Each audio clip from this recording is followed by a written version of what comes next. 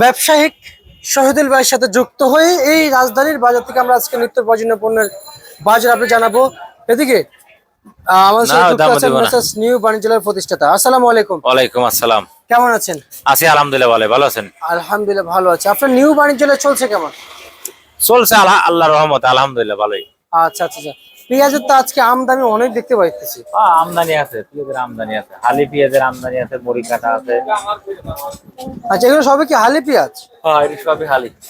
আচ্ছা আচ্ছা আচ্ছা, এগুলো হালি পেঁয়াজ। তা হালি পেঁয়াজের চাহিদা কেমন আছে? হালি পেঁয়াজ চলতেছে, হালি পেঁয়াজটা এখন কোয়ালিটি ভালো হয়েছে। ভালো হয়েছে। ভালোই চলছে, হালিও চলতেছে, বড়ি কাটাও চলতেছে, যে জিরা নেয়। আচ্ছা আচ্ছা আচ্ছা। হালি পেঁয়াজ আছে কত কত বিক্রি চলছে? হালি বেশি আপনার 27, 28, 26। 27, 28, 26 টাকা। মানে মালের কোয়ালিটি বুঝে দাম। আবার 28, 29 বেচা কিনা হয়েছে। 28, 29 টাকা বেচা কিনছি না? আচ্ছা আচ্ছা। মুড়ি কাটা পেঁয়াজ বাজারে কত বিক্রি চলছে? বড়ি কাটা ঠিক নাই, 22, 23, 24, 25। আবার বেচা কিনা হয়েছে 27, 28। এটা কি পেঁয়াজ ভাই? এটা সুখ সাগর।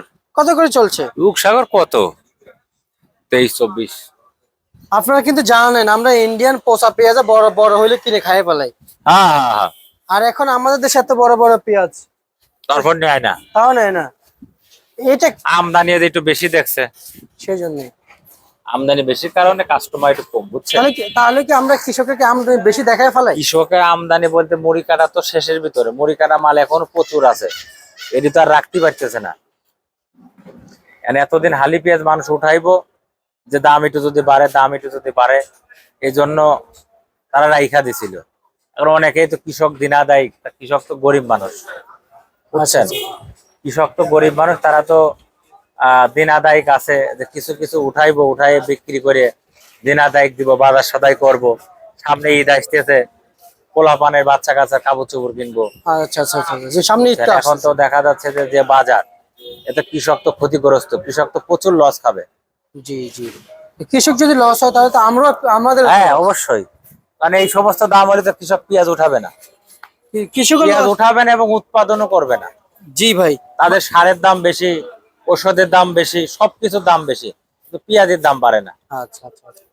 ভাই কৃষক পিছু হাঁটা মানে কি আমরা দেশে তো পিছু হাঁটতেছি? হ্যাঁ অবশ্যই। আচ্ছা, আপনি একটা ঠিকানা বলবেন? আমাদের ঘরের নাম মেসার্স নিউ বাণিজ্যালয়, শ্যামবাজার, ঢাকা। জাহিদ। আচ্ছা আচ্ছা আচ্ছা। আর আপনার ফোন নাম্বার? আমার ফোন নাম্বার হলো 01715978036। এই নাম্বার যোগাযোগ করতে এই নাম্বার যোগাযোগ করলে আমাকে পাবে। আচ্ছা, আজকে হাটের বাজারটা একটু জানান। হাটের বাজার আছে কত, 1000, 1050, 1100, 900। আচ্ছা, বাজারে মালের কোয়ালিটি বুঝে দাম। রসুন কত বিক্রি চলছে? রসুন আমার কাছে নাই, 40, 45, 50 এরকম মনে হয়। 40, 45, 50 এরকম। 50। আচ্ছা আচ্ছা আচ্ছা আচ্ছা। বাজার আর একটু বাড়বে? বাজার তো কমিয়ে গেছে, এখন কি হবে বলা যাচ্ছে না, বুঝছেন? আমদানি একটু বেশি হয়েছে, কাস্টমার কম, বেচা বিক্রি খারাপ, এই কারণে কার আগে কে বেচবে, এই জন্য বাজারটা কম। তা নাহলে তো বাজার ছিল 2-3 দিন আগে 36 টাকা, 35 টাকা কেজি। আচ্ছা আচ্ছা আচ্ছা। 36 থেকে 36, 35 টাকা গেছিল। এখন তো আমদানি বেশি, বেচা কিনা কম, দাম কমে গেছে।